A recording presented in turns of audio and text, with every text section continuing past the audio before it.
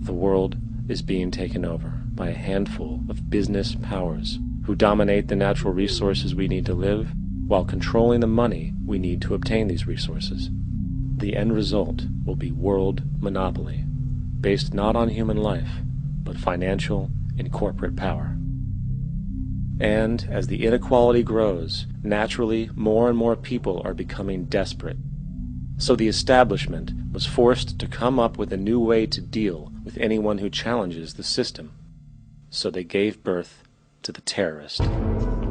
The term terrorist is an empty distinction, designed for any person or group who chooses to challenge the establishment.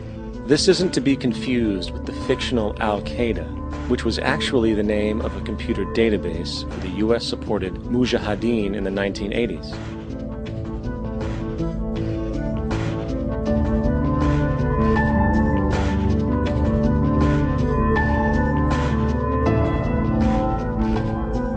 In 2007, the Department of Defense received $161.8 billion for the so-called global war on terrorism.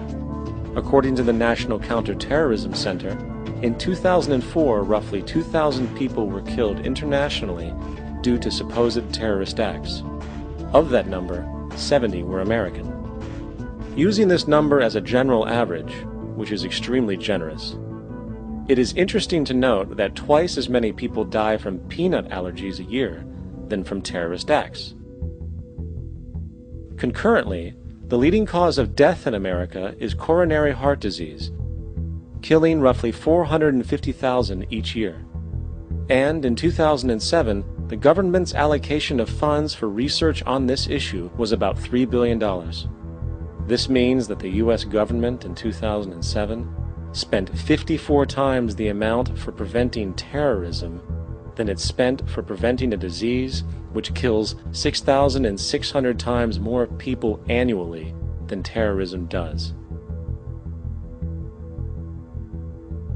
Yet, as the name terrorism and Al-Qaeda are arbitrarily stamped on every news report relating to any action taken against US interests, the myth grows wider.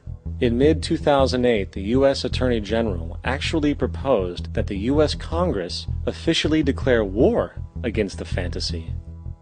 Not to mention, as of July 2008, there are now over 1 million people currently on the U.S. terrorist watch list. These so-called counterterrorism measures, of course, have nothing to do with social protection, and everything to do with preserving the establishment amongst the growing anti-American sentiment both domestically and internationally, which is legitimately founded on the greed-based corporate empire expansion that is exploiting the world.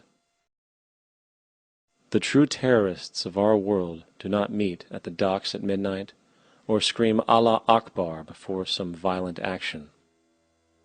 The true terrorists of our world wear $5,000 suits and work in the highest positions of finance, government, and business. So, what do we do?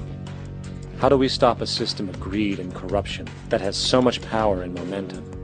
How do we stop this aberrant group behavior which feels no compassion for, say, the millions slaughtered in Iraq and Afghanistan, so the corporatocracy can control energy resources and opium production for Wall Street profit?